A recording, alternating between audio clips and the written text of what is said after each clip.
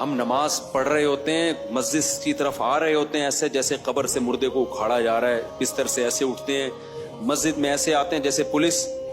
Jail کی طرف لے کے جا رہی ہے، پھر وہاں بیٹھے ہوتے ہیں بار بار کبھی یوں کر کے دیکھ رہے ہیں، کبھی پیچھے مڑ مڑ کے امام کو دیکھ رہے ہیں کہ آ کیوں نہیں رہا۔ بھائی تمیز سے منہ نیچے کرے بیٹھ جاؤ، 30 سیکنڈ لیٹ ہو جائے گی نا نماز زیادہ زیادہ، پھر سلام کے بعد فوراً ایک دم نا ایسے جیسے توے پہ بٹھایا ہوا ہے، ہلنا شروع ہو جائے گا کہ اٹھوں کیسے میں یہاں سے۔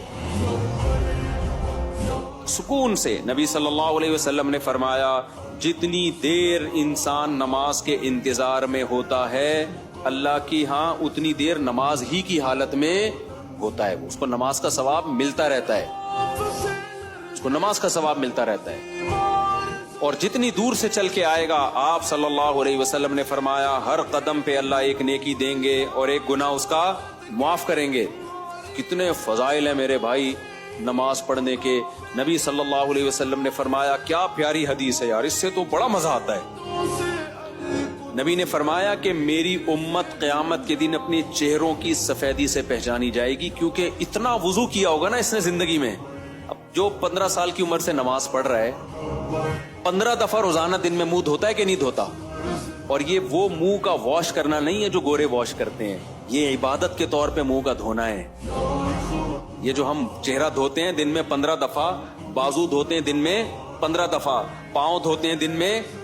15 دفعہ، 3 دفعہ دھویا جاتا ہے نا، تو یہ صرف واشنگ نہیں ہے کہ سروس ہو رہی ہے آپ کی، یہ دھونا بطور عادت ہے یا عبادت کے طور پر ہے؟ بتاؤ، یہ عبادت کے طور پہ دھویا جا رہا ہے، منہ اللہ نے حکم دیا۔